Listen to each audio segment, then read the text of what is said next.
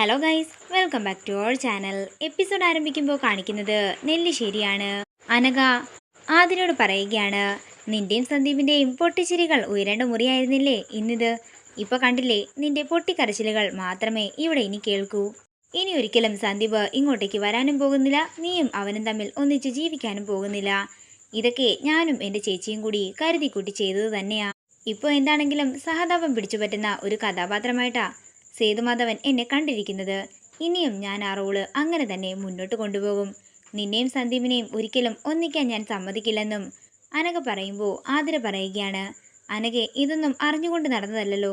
സന്ദീപിനെ കൊണ്ട് ഇവിടെ നിന്ന് പോവുകയും വേറെ എവിടെയെങ്കിലും താമസിക്കുകയും എന്നാ ഞാൻ കരുതിയത്. പക്ഷേ ഇങ്ങനെയൊക്കെ ആയിപ്പോയി. ഇനിയെങ്കിലും അനഘയ്ക്ക് എല്ലാം മറന്ന് ഞങ്ങളോട് ക്ഷമിച്ചൂടെ എന്ന് ആതിര ചോദിക്കുമ്പോൾ ദേഷ്യത്തോടെ ആതിരയെ നോക്കുകയാണ് അനഘ. അങ്ങനെയൊന്ന് ഒരിക്കലും ഉണ്ടാകാൻ പോകുന്നില്ല. നിനക്ക് തന്നെ ഏതെങ്കിലും ഒരു സാഹചര്യത്തിൽ തോന്നും ആത്മഹത്യ ചെയ്താൽ മതിയായിരുന്നെന്ന്. നീ നോക്കിക്കോ ആതിരെ, ഇനി എന്തൊക്കെയാ നടക്കാൻ പോകുന്നതെന്ന്. അത്രയും പറഞ്ഞ് ദേഷ്യത്തോടെ അനഘ അവിടെ നിന്ന് പോകുമ്പോൾ പൊട്ടിക്കരഞ്ഞുകൊണ്ട് ബെഡിലേക്ക് ഇരിക്കുകയാണ് ആതിര. പിന്നീട് കാണിക്കുന്നത് സേതുമാധവനെയാണ്. ആതിര വീട്ടിൽ വന്ന് പറഞ്ഞ കാര്യങ്ങളെല്ലാം സേതു ഓർക്കുകയാണ്. അതേസമയം അർച്ചനയും സച്ചിയും കൂടി അങ്ങോട്ടേക്ക് വരികയാണ്.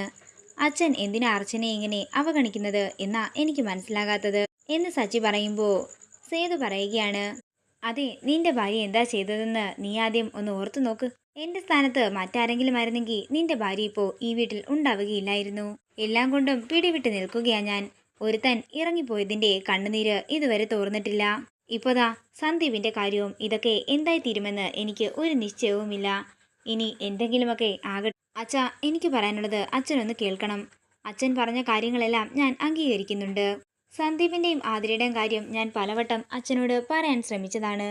പക്ഷേ എന്നെ കൊണ്ട് കഴിഞ്ഞില്ല. അച്ഛൻ സന്ദീപിനെയും അനഘയും തമ്മിൽ വിവാഹം കഴിപ്പിക്കുകയും കൂടാതെ അവരുടെ സന്തോഷകരമായ ജീവിതത്തെക്കുറിച്ചൊക്കെ ഞങ്ങളോട് പറഞ്ഞപ്പോൾ ഇതിനെക്കുറിച്ച് പറയാൻ ഞങ്ങൾക്ക് തോന്നിയില്ല. അതാ കാരണം. അവരുടെ വിവാഹം നടത്തി കൊടുത്തില്ലെങ്കിൽ സന്ദീപ് ആത്മഹത്യ ചെയ്യുമെന്ന് പറഞ്ഞപ്പോഴാ ഞാൻ അവരുടെ വിവാഹം നടത്തിക്കൊടുത്തത്. അച്ഛനിൽ നിന്നും ഇങ്ങനെയൊരു വാക്ക് കേൾക്കേണ്ടി വരുമെന്ന് ഞാൻ ഒരിക്കലും വിചാരിച്ചില്ലെന്നും അർച്ചന പറയുന്നു. എനിക്ക് അച്ഛനോടൊരു അപേക്ഷയുണ്ട്.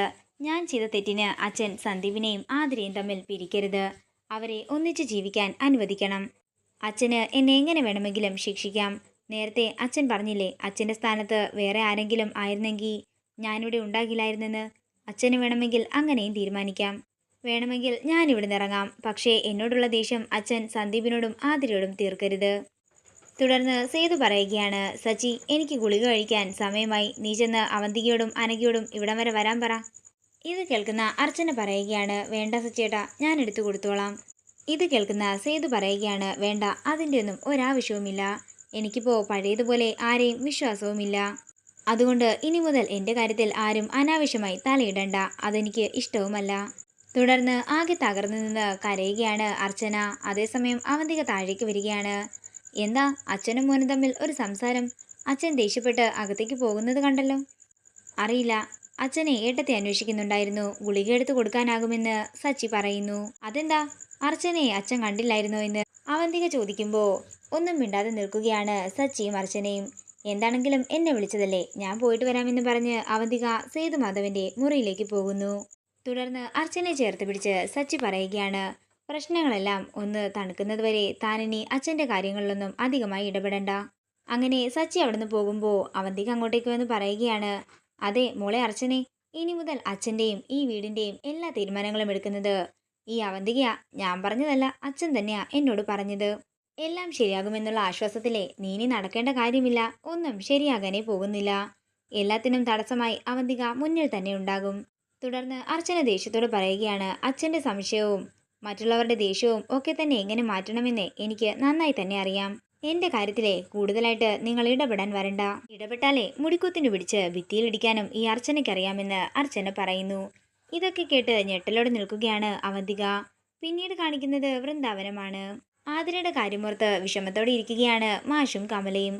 അതേസമയം മീര അങ്ങോട്ടേക്ക് വന്ന് പറയുകയാണ്, നിങ്ങൾ എന്തിനാ വിഷമിക്കുന്നത്? ആദ്യം കുറച്ച് പ്രശ്നങ്ങളുണ്ടായെങ്കിലും ഇപ്പോൾ ആതിര നെല്ലിശ്ശേരിയിലുണ്ടല്ലോ. പിന്നെ സന്ദീപിന്റെ കാര്യം 2 ദിവസം കഴിയുമ്പോൾ അവനും തിരിച്ചു വന്നോളും. തുടർന്ന് മീരയുടെ ഫോണിലേക്ക് ആതിര വിളിക്കുമ്പോൾ കമല കോൾ എടുക്കുകയാണ്. മോളെ, നീയായിട്ട് അവിടെ ആരെയും വിഷമിപ്പിക്കരുത്. നീ കാരണം അവിടെ ആർക്കും ഒരു ബുദ്ധിമുട്ടും ഉണ്ടാകരുത്. എന്നൊക്കെ കമല പറയുമ്പോൾ ഞാൻ നോക്കിക്കൊള്ളാമെന്ന് ആതിര പറയുന്നു. അതേസമയം അനൂപ് വന്ന് കമലയുടെ കയ്യിൽ നിന്നും ഫോൺ വാങ്ങുകയാണ്. അല്ല അമ്മ ഇതാരെയാ ഉപദേശിക്കുന്നത്? പുകഞ്ഞ കൊള്ളി പുറത്തുനിന്ന് കേട്ടിട്ടില്ലേ, അത് തന്നെയാ നല്ലത് എന്ന് പറഞ്ഞുകൊണ്ട് ആതിരയുടെ കോള് കട്ട് ചെയ്യുകയാണ് അനൂപ്. ഇതോടുകൂടി ഇന്നത്തെ എപ്പിസോഡ് ഇവിടെ തീരുകയാണ്. വീഡിയോ ഇഷ്ടമായെങ്കിൽ മറക്കാതെ ലൈക്ക് ചെയ്യുക, ഷെയർ ചെയ്യുക, കമൻറ്റ് ചെയ്യുക. കൂടുതൽ സീരിയൽ അപ്ഡേറ്റ്സിനായി മറക്കാതെ സബ്സ്ക്രൈബ് ചെയ്യുക നയൻസ് ക്രിയേഷൻസ്.